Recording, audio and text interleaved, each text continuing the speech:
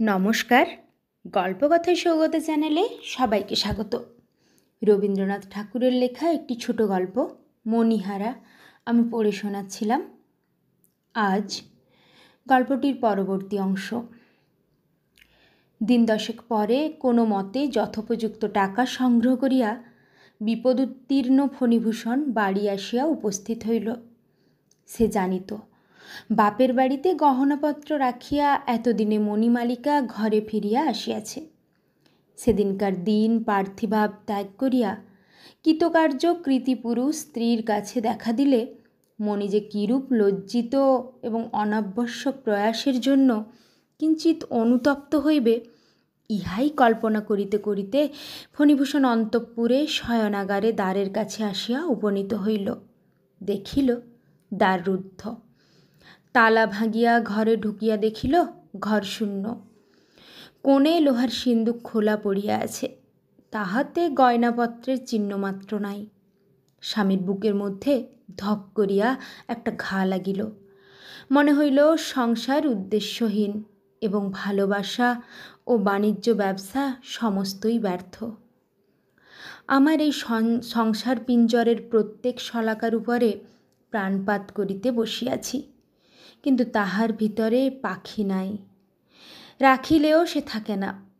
তবে অহরহ হৃদয় খনির রক্তমাণিক ও অশ্রুজলের মুক্তামালা দিয়া কি সাজাইতে বসিয়াছি।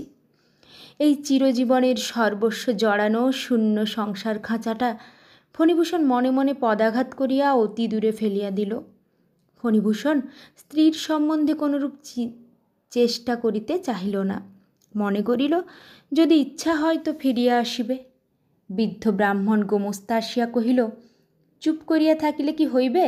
কর্তৃবধূর খবর লওয়া চাইত। এই বলিয়া মণিমালিকার পিত্রালয়ে লোক পাঠাইয়া দিল।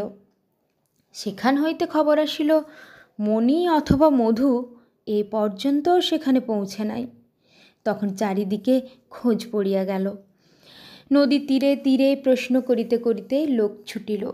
মধুর তল্লাশ করিতে পুলিশ খবর দেওয়া হইল। কোন নৌকার মাঝি কে, কোন পথে তাহারা কোথায় চলিয়া গেল তাহার কোনো সন্ধান মিলিল না। সর্বপ্রকার আশা ছাড়িয়া দিয়া একদিন ফণিভূষণ সন্ধ্যাকালে তাহার পরিত্যক্ত শয়নগৃহের মধ্যে প্রবেশ করিল। সেদিন জন্মাষ্টমী। সকাল হইতে অবিশ্রান্ত বৃষ্টি পড়িতেছে। উৎসব উপলক্ষে গ্রামের প্রান্তরে একটা মেলা বসে। সেখানে আটচালার মধ্যে বারোয়ারির যাত্রা আরম্ভ হইয়াছে। মুষলধারায় বৃষ্টিপাতের শব্দে যাত্রার গানের সুর মৃদুতর হইয়া কানে আসিয়া প্রবেশ করিতেছে। ওই যে বাতায়নের উপরে শিথিল কবজা দরজাটা ঝুলিয়া পড়িয়াছে, ওইখানে ফণিভূষণ অন্ধকারে একলা বসিয়াছিল।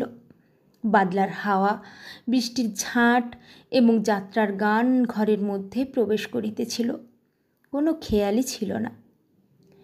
ঘরের দেওয়ালে আর্ট স্টুডিও রচিত লক্ষ্মী সরস্বতীর একজোড়া ছবি টাঙানো। আলনার উপরে একটি গামছা ও তোয়ালে, একটি চুড়ি পেড়ে ও একটি ডুরে শাড়ি সদ্য ব্যবহারযোগ্যভাবে পাকানো ঝুলানো রহিয়াছে। ঘরের কোণে টিপাইয়ের উপরে পিতলের ডিবায় মণিমালিকার স্বহস্তরচিত গুটিকতক পান শুষ্ক হইয়া পড়িয়া আছে।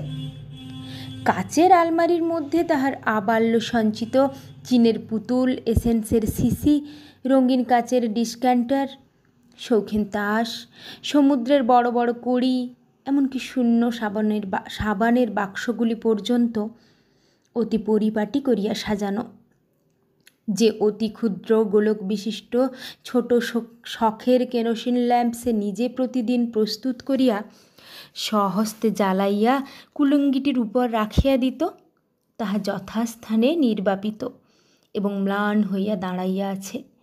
কেবল সেই ক্ষুদ্র ল্যাম্পটি এই শয়নকক্ষে মণিমালিকার শেষ মুহূর্তের নিরুত্তর সাক্ষী। সমস্ত শূন্য করিয়া যে চলিয়া যায়, সেও এত চিহ্ন, এত ইতিহাস, সমস্ত জড় সামগ্রিক উপর সজীব হৃদয়ের এত স্নেহ স্বাক্ষর রাখিয়া যায়। এসো মণিমালিকা, এসো, তোমার দীপটি তুমি জ্বালাও, তোমার ঘরটি তুমি আলো করো, আয়নার সম্মুখে দাঁড়াইয়া তোমার যত্নকুঞ্চিত শাড়িটি তুমি পরো, তোমার জিনিসগুলি তোমার জন্য অপেক্ষা করিতেছে। তোমার কাছ হইতে কেহ কিছু প্রত্যাশা করে না। কেবল তুমি উপস্থিত হইয়া মাত্র তোমার অক্ষয় যৌবন, তোমার অম্লান সৌন্দর্য লইয়া চারিদিকের এই সকল বিপুল বিক্ষিপ্ত অনাথ জড় সামগ্রী রাশিকে একটি প্রাণের ঐক্যে সঞ্জীবিত করিয়া রাখো। এই সকল মুখ প্রাণহীন পদার্থের অব্যক্ত ক্রন্দন গৃহকে শ্মশান করিয়া তুলিয়াছে। গভীর রাত্রে কখন এক সময়ে বৃষ্টির ধারা এবং যাত্রার গান থামিয়া গেছে। ফণিভূষণ জানালার কাছে যেমন বসিয়াছিল তেমনি বসিয়া আছে। বাতায়নের বাহিরে এমন একটা জগৎব্যাপী নিরন্ধ্র অন্ধকার যে তাহার মনে হইতেছিল যেন সম্মুখে জমালয়ের একটা অভ্রভেদী সিংহদ্বার, যেন এইখানে দাঁড়াইয়া কাঁদিয়া ডাকিলে চিরকালের লুপ্ত জিনিস অচিরকালের মতো একবার দেখা দিলেও দিতে পারে। এই মসি কৃষ্ণ মৃত্যুর পটে, এই অতি কঠিন নিকষ পাষাণের উপর এই হারানো সোনার একটি রেখা পড়িতেও পারে। এমন সময় একটা ঠকঠক শব্দের সঙ্গে সঙ্গে গহনার ঝমঝম শব্দ শোনা গেল। ঠিক মনে হইল শব্দটা নদীর ঘাটের উপর হইতে উঠিয়া আসিতেছে। তখন নদীর জল এবং রাত্রির অন্ধকার এক হইয়া মিশিয়া গিয়াছিল। পুলকিত ফণিভূষণ দুই উৎসুক চক্ষু দিয়া অন্ধকার ঠেলিয়া ঠেলিয়া ফুঁড়িয়া ফুঁড়িয়া দেখিতে চেষ্টা করিতে লাগিল। স্ফীত হৃদয় এবং ব্যগ্র দৃষ্টি ব্যথিত হইয়া উঠিল। কিছুই দেখা গেল না। দেখিবার চেষ্টা যতই একান্ত বাড়িয়া উঠিল, অন্ধকার ততই যেন ঘনীভূত, জগৎ ততই যেন ছায়াবৎ হইয়া আসিল। প্রকৃতি নিশীথ রাত্রে আপন মৃত্যু নিকেতনের গবাক্ষ দ্বারে অকস্মাৎ অতিথি সমাগম দেখিয়া দ্রুত হস্তে আরও একটা বেশি করিয়া পর্দা ফেলিয়া দিল। শব্দটা ক্রমে ঘাটের সর্বোচ্চ সোপানতল ছাড়িয়া বাড়ির দিকে অগ্রসর হইতে লাগিল। বাড়ির সম্মুখে আসিয়া থামিল। দেউড়ি বন্ধ করিয়া দারোয়ান যাত্রা শুনিতে গিয়াছিল। তখন সেই রুদ্ধ দ্বারের উপর ঠক ঠক ঝমঝম করিয়া ঘা পড়িতে লাগিল, যেন অলঙ্কারের সঙ্গে সঙ্গে একটা শক্ত জিনিস দ্বারের উপর আসিয়া পড়িতেছে। ফণিভূষণ আর থাকিতে পারিল না। নির্বাণ দ্বীপ কক্ষগুলি পার হইয়া অন্ধকার সিঁড়ি দিয়া নামিয়া রুদ্ধদ্বারের নিকট আসিয়া উপস্থিত হইল। দ্বার বাহির হইতে তালাবন্ধ ছিল। ফণিভূষণ প্রাণপণে দুই হাতে সেই দ্বার নাড়া দিতেই সেই সংঘাতে এবং তাহার শব্দে চমকিয়া জাগিয়া উঠিল। দেখিতে পাইল সে নিদ্রিত অবস্থায় উপর হইতে নিচে নামিয়া আসিয়াছিল। তাহার সর্বশরীর ঘর্মাক্ত, হাত পা বরফের মতো ঠান্ডা এবং হৃৎপিণ্ড নির্বাণোন্মুখ প্রদীপের মতো স্ফুরিত হইতেছে। স্বপ্ন ভাঙ্গিয়া দেখিল বাহিরে আর কোনো শব্দ নাই, কেবল শ্রাবণের ধারা তখনও ঝরঝর শব্দ পড়িতেছিল এবং তাহারই সহিত মিশ্রিত হইয়া শোনা যাইতেছিল যাত্রার ছেলেরা ভোরের সুরে তান ধরিয়াছে। যদিচ ব্যাপারটা সমস্তই স্বপ্ন, কিন্তু এত অধিক নিকটবর্তী এবং সৎবৎ যে ফণিভূষণের মনে হইল যেন অতি অল্পের জন্যই সে তাহার অসম্ভব আকাঙ্ক্ষার আশ্চর্য সফলতা হইতে বঞ্চিত হইল। সেই জলপতন শব্দের সহিত দুরাগত ভৈরবীর তান তাহাকে বলিতে লাগিল, এই জাগরণই স্বপ্ন, এই জগৎই মিথ্যা। তাহার পরদিনেও যাত্রা ছিল এবং দারোয়ানেরও ছুটি ছিল। ফণিভূষণ হুকুম দিল, আজ সমস্ত রাত্রি যেন দেউড়ির দরজা খোলা থাকে।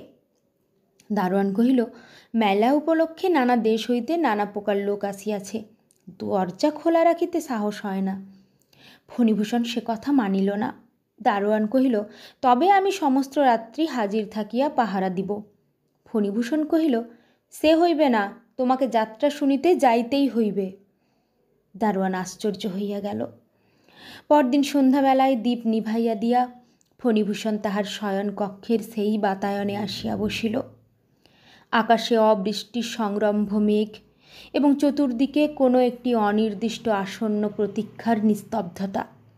ভেকের অশান্ত কলরব এবং যাত্রাগানের চিৎকার ধ্বনি সেই স্তব্ধতা ভাঙিতে পারে নাই, কেবল তাহার মধ্যে একটা অসঙ্গত অদ্ভুত রস বিস্তার করিতেছিল। অনেক রাত্রে একসময় ভেক এবং ঝিল্লি এবং যাত্রা দলের ছেলেরা চুপ করিয়া গেল, এবং রাত্রের অন্ধকারের উপরে আরও একটা কিসের অন্ধকার আসিয়া পড়িল। বুঝা গেল এইবার সময় আসিয়াছে। পূর্বদিনের মতো নদীর ঘাটে একটা ঠক ঠক এবং ঝমঝম শব্দ উঠিল, কিন্তু ফণিভূষণ সেদিকে চোখ ফিরাইল না। তাহার ভয় হইল, পাছে অধীর ইচ্ছা এবং অশান্ত চেষ্টায় তাহার সকল ইচ্ছা সকল চেষ্টা ব্যর্থ হইয়া যায়, পাছে আগ্রহের বেগ তাহার ইন্দ্রিয় শক্তিকে অভিভূত করিয়া ফেলে। সে আপনার সকল চেষ্টা নিজের মনকে দমন করিবার জন্য প্রয়োগ করিল। কাঠের মূর্তির মতো শক্ত হইয়া স্থির হইয়া বসিয়া রহিল। ধন্যবাদ।